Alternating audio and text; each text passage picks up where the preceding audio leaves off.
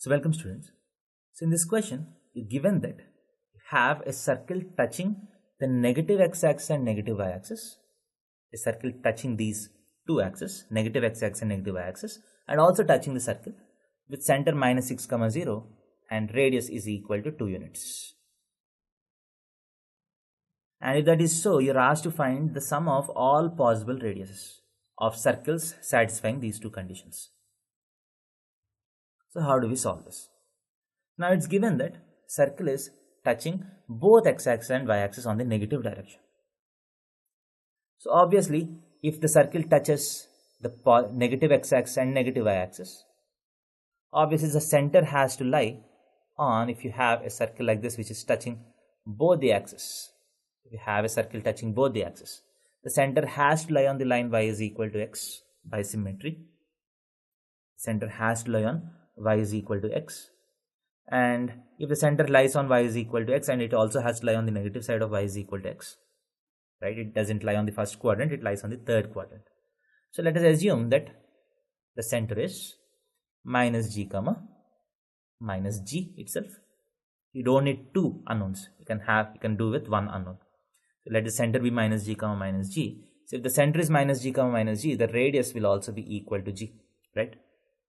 So what will be the general equation of the circle? The general equation of the circle is x square plus y square plus 2gx plus 2gy plus g square is equal to 0. So this is a circle with center minus g comma minus g and also radius is equal to g.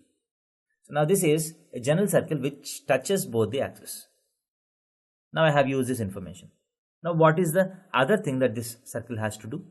This circle has to touch this circle also externally. So if this circle touches this circle externally, what is the condition? What is the condition that two circles touch each other externally? So when will two circles touch each other externally? If two circles touch each other externally, if the distance between the centers is equal to the sum of radiuses. The distance between the centers should be equal to radius 1 plus radius 2. So what is the distance between the centers? That is distance between minus g and minus 6, 0. So the distance between the centers is root of minus 6 plus g, that is g minus 6 whole square plus 0 minus of minus g is g square. That's the distance between the centers. This should be equal to radius 1 plus radius 2. Radius 1 is 2 plus radius 2 is g. Now if you solve this, so g minus 6 whole square plus g square is equal to, if you square it on both sides, 4 plus g square plus 4g. So you have 2g square minus 12g plus 36 is equal to g square plus 4g plus 4. This implies g square minus 16g plus 32 is equal to 0. G square minus 16g plus 32 is equal to 0, and as you can see, you can have two positive values of g. That means you can have two g's which are positive, hence the coordinates of the center are minus g comma minus g, which satisfies the given conditions. So you have two g's and you're asked to find the sum of all possible radiuses.